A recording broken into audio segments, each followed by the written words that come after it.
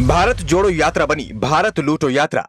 भारत जोड़ो यात्रा के नाम पर कांग्रेस की गुंडागर्दी, सब्जी बेचने वालों से जबरन कर रहे वसूली, दुकानदार ने पैसे नहीं दिए तो तोड़ डाली दुकान, यात्रा के नाम पर लूटपाट मचा रहे कांग्रेसी।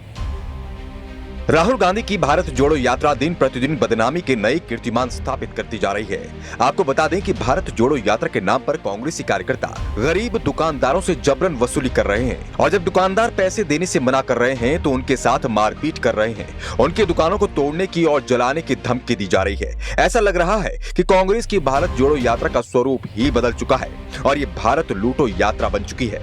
और इस बात के चर्चे सिर्फ केरल ही नहीं बल्कि पूरे हिंदुस्तान में है। अब चलिए आपको पूरा मामला क्या है वो बताते हैं। दरअसल राहुल गांधी की भारत जोड़ो यात्रा अभी केरल में चल रही है और इस यात्रा के दौरान कांग्रेस के नेताओं द्वारा गरीब दुकानदारों से अवैध चंदा वसूली की जा रही थी।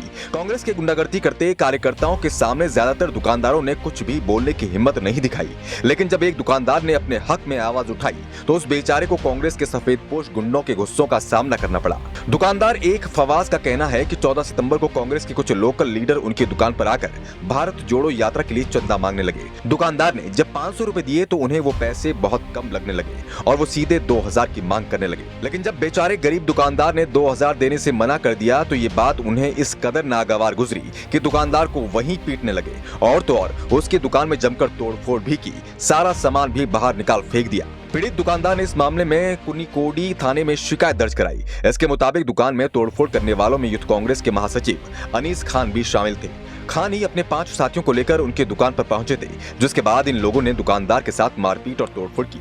जब सारे मामले की वजह से कांग्रेस और भारत जोड़ो यात्रा के ऊपर सवाल उठने शुरू हुए तो पार्टी ने आनन फानन में कार्रवाई करते हुए 3 कार्यकर्ताओं को सस्पेंड कर दिया। इसके बाद कांग्रेस केरल के अध्यक्ष सुधाकरन ने कहा, हम दूसरी पार्टियों की तरह कॉर्पोरेट फंडिंग से पैसा नहीं लेते हैं, हम छोटे स्तर पर चंदा लेते हैं जिसे लोग अपनी मर्जी से देते हैं। कोलम की घटना में शामिल 3 कार्यकर्ताओं को सस्पेंड कर दिया गया है। वे हमारी विचारधारा का प्रतिनिधित्व नहीं करते और उनका बर्ताव जायज नहीं है।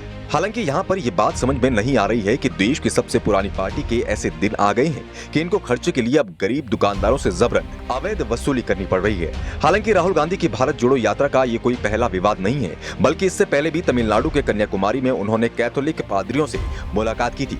इस दौरान जब उन्होंने पूछा कि जीसस क्राइस्ट ईश्वर का एक रूप है ना, इस पर तमिल पादरी जॉर्ज पोन्नैया ने कहा, ईसा मसीह ही असली भगवान है। इस बयान पर भी जमकर विवाद हुआ था। राहुल गांधी की जिस यात्रा की शुरुआत में ही इतने सारे बवाल हो चुके हैं, उस यात्रा के अंत तक अभी क्या होना बाकी है और शायद यही वजह भी है कि भारतीय जनता पार्टी समेत कई नेता राहुल गांधी की भारत जोड़ो यात्रा को भारत तोड़ो यात्रा बता रहे हैं। लेकिन अब देखने वाली बात ये होगी कि क्या कांग्रेस नेताओं की अवैध वसूली को राहुल गांधी खुद संज्ञान में लेते